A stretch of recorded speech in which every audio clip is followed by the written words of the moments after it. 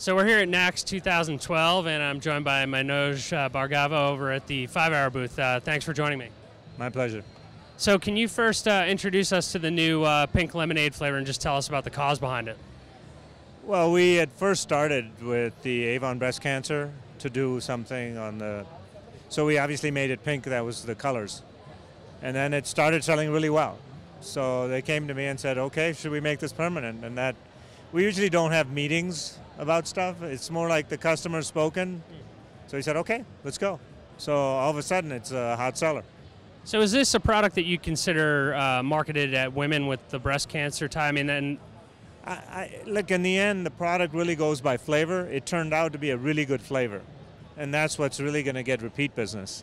Because they may buy it because of breast cancer, or they may buy it because it's pink. But they're going to buy it again. And that's where our real customers, that's where we get our real sales, is when you buy it again and again. And the flavor is incredible. And how much has the this sort of effort generated so far for Avon? I think, I was not involved in all of it, but I think it's $250,000. Impressive.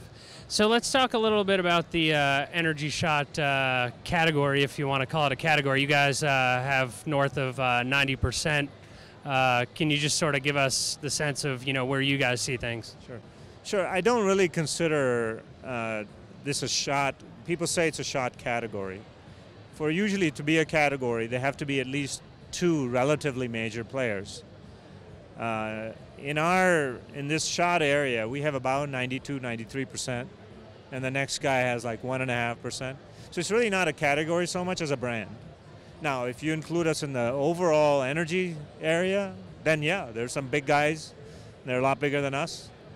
But in the shot area, really, we're really not it's not really a category.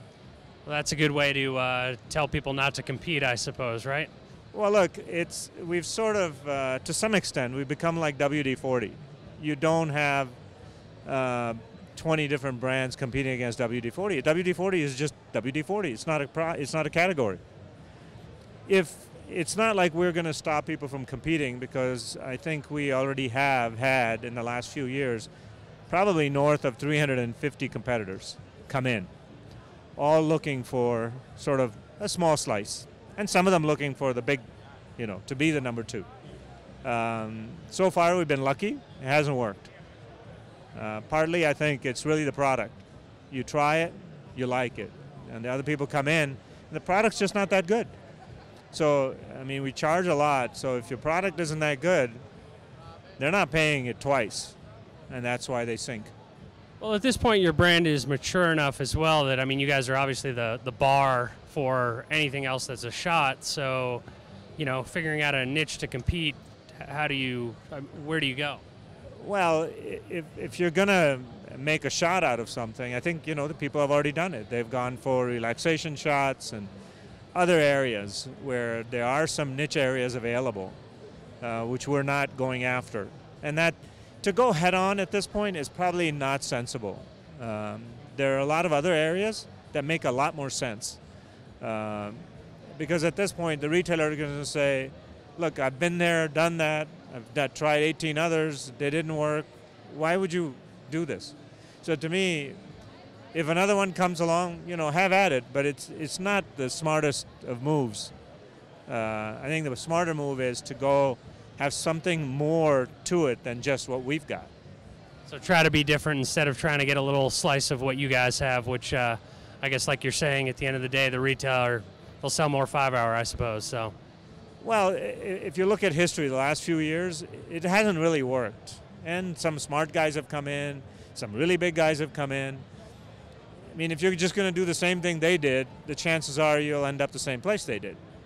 So you really have to look at something that's got some other proposition to the customer, that, okay, I bring this. You know, I'm going to make you X something.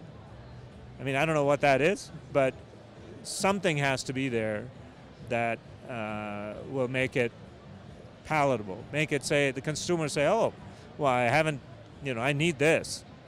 But at this point, most of the guys do is say, oh yeah, you know, it's, but it's endorsed by a star. Well, you have to have the product to make that work. And everybody's tried that. A lot of stars have tried it. It didn't seem to have worked so far. So that would be our position on it. Well, that's great advice on for any entrepreneur out there thinking about it. And thank you for telling us about the new product. Sounds like a great effort that you guys are making there. So I guess continued success. Thank you.